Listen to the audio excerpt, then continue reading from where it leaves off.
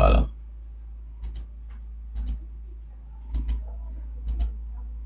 Voilà, c'est comme ça. Donc, l'idéal, en fait, est de ramener la tête de l'entretoise sur la tête, en fait, que ça soit au même niveau avec la poutre principale. Alors, ce que je fais, c'est quoi? Je vais faire la poutre à 120 de hauteur, divisé par 2, ça sera 60. Donc, le millier, l'axe de cette poutre se trouve à 60 cm de la tête ici de la poutre. L'autre, c'est 90. Divisé par 2, 45. Si vous faites la différence entre les deux, vous aurez 60 moins 45, ça fait 15. Donc, je vais créer un excentrement de 15 cm. Alors, 15 cm, qu'est-ce que je vais faire? Je prends, c'était où dans structure, caractéristiques additionnelles et excentrement. Je vais créer un excentrement. Un excentrement de nous définir un nouvel excentrement. Regardez l'excentrement que je veux faire. Je vais bouger la poutre en question, l'entretoise. Vous pouvez bouger, vous pouvez imposer une distance en X. En X, c'est-à-dire il va bouger vers dans X. Soit je peux le faire dans Y, soit je peux le faire dans Z. Alors, si je vais le faire dans Z, c'est que je veux faire, je vais faire juste dans Z. Les excentrements en X, Y, je laisse 0. Je vais faire en Z. La poutre a 2 points. Il y a ces points ici comme origine, il y a l'autre point comme extrémité. Cette partie-là, je vais déplacer les deux. L'excentrement en centimètres, je mets 15 cm. 15. Au début, je mets 15. À l'extrémité, je mets aussi 15. Je mets aussi 15. Et à la fin, l'excentrement, j'appelle ça excentrement 15. Ajouter. Il va s'ajouter, il va s'intégrer dans les tableaux là. Voilà. C'est ça l'excentrement de 15. L'excentrement de 15, dès que je sors, je prends, là, je clique. Il va monter.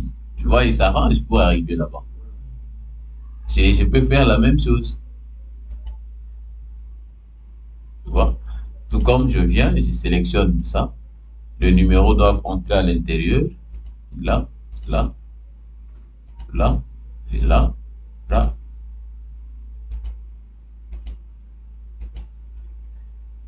J'applique. Tout va partir. Dès que j'enlève, ça revient. Donc, pour maintenir cette position-là, il faut laisser les tableaux d'excentrement actifs. Excentrement, tu vois, ça revient, ça remonte. Si tu veux réduire, tu réduis tout simplement comme ça. Le tableau est là, réduit. Tu vois, c'est réduit. Vous pouvez carrément déplacer ça. C'est réduit, mais la distance est là. Tu peux voir ça en 3D vers le haut. Tu vois. Alors, mais ceci n'a aucune modification à apporter. Sinon, pour les yeux du client, bon, tu n'as pas le choix, tu peux lui faire ça, il n'y a pas de problème. Tu peux lui faire ça, il n'y a pas de problème. Qu'est-ce que j'ai fait? Je réduis.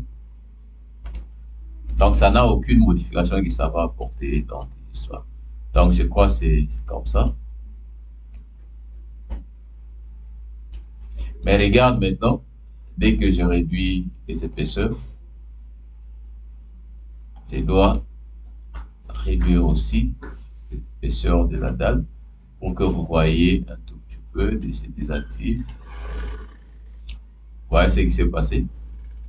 Donc, vous avez soulevé. Donc, lorsque vous voulez voir ça dans les axes, c'est pas sûr c'est pas dans le même axe. Ça ne se touche pas. Ça ne se touche pas. Mais seulement du fait que vous avez fait l'excentrement, vous avez créé un excentrement, il y a une liaison. Là, il y a une liaison, il n'y a pas de problème. Mais lorsque j'ai un projet à évacuer rapidement, je ne peux pas partir dans ces histoires. Moi-même, je connais que Ça se passe comme ça. Alors, je crois que c'est ça.